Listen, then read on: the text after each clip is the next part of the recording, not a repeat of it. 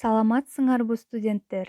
Бүгүнкү биздин өтө турган темабыз бала бакчанын жогорку жана даярдоо топторундагы экологиялык тарбия. Сабактын жүрүшүндө төмөндөгүдөй пландарга токтолобуз. Окутуу методдору, жандуу организмдер менен тааныштыруу жана жаратылыш аймактарын түзүү, экологиялык объектилер менен тааныштыруу. Сабактын максаты жана милдети.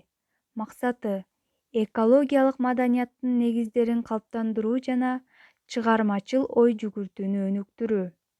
Милдеттери экологиялык билимдерди өздөштүрүү, жандуу объектилерди багуу жөндөмүнө ээ болуу. Окутуу методдору. Мектепке чейинки курактагы балдарды экологиялык тарбиялоодо тарбиянын натыйжалуу методдору төмөнкүлөр. Көрсөтмө методдор. Сейил учурунда байкоо жүргүзүү, сүрөттөрдү, оюнчуктарды, кинофильмдерди көрсөтүү. Практикалык методдор.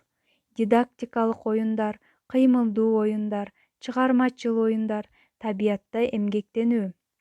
Айтып берүү методдор. Тарбиячынын аңгемеси, көркөм чыгармаларды окуу, аңгемелешүү жана башкалар.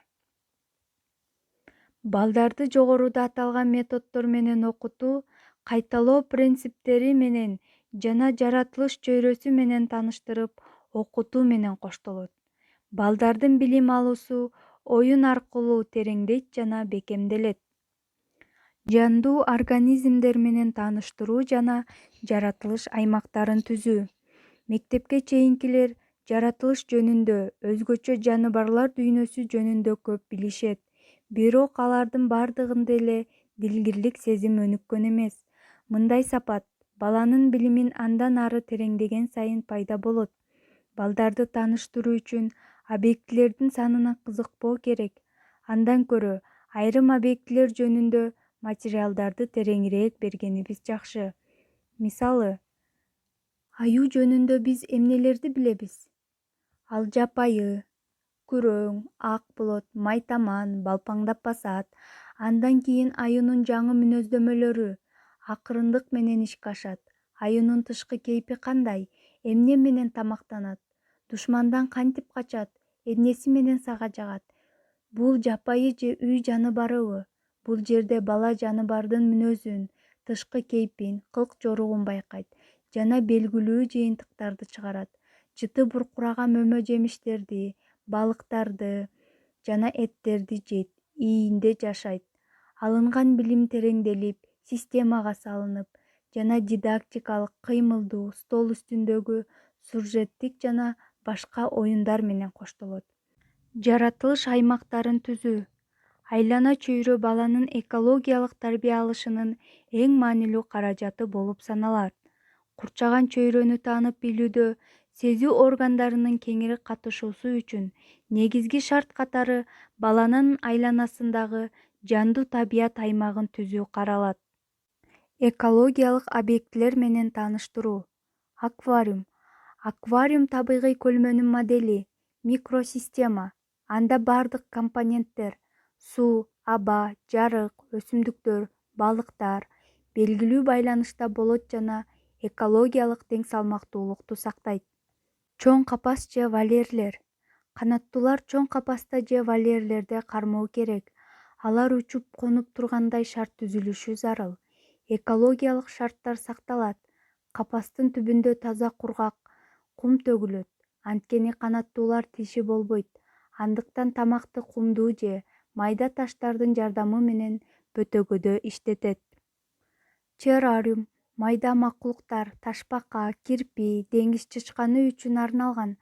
Алардын жашоосу үчүн табигый шарттарга окшоштурулган мүмкүнчүлүктөр болушу керек. Чычкандар үчүн ийин жасалып коюлат, анткени алар үчүн жашынуу эң маанилүү жашоо шарты болуп эсептелет. Парк, гүлзар, огороддор бала бакчанын участогунда жасалат.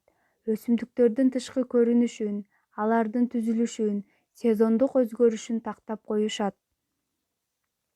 Темабызды бышыктоо үчүн суроолорго кайрылып көрөлү.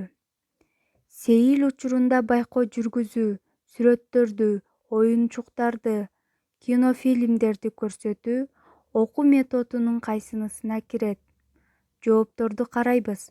Көрсөтмө методдор, практикалык методдор, айтып берүү методдору. Туура жооп көрсөтмө методдор. Майда макулуктарды багуучу жай эмне деп аталат? Вольерлер, террариум, аквариум. Туура жооп террариум. Мектепке чейинки балдардын экологиялык билим алуусун кантип тереңдетип жана бекемдейбиз? Жоопторду карайбыз.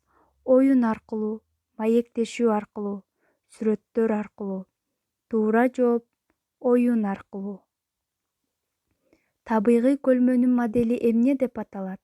Террариум, парк, аквариум. Туура жооп аквариум. Жыйынтыгында бизди курчаган дүйнөгө, жаныбарларга, өсүмдүктөргө, табигый заттар менен материяларга сарамжал мамиле кыла билүүнү өнүктүрөбүз. Жаратылыш байлыктарын сактоо жана арттыруу мүмкүнчүлүгүн ишке ашырабыз. Сабакка көңүл бурганыңыздар үчүн ыраазычылык билдирем. Саламатта туруңуздар.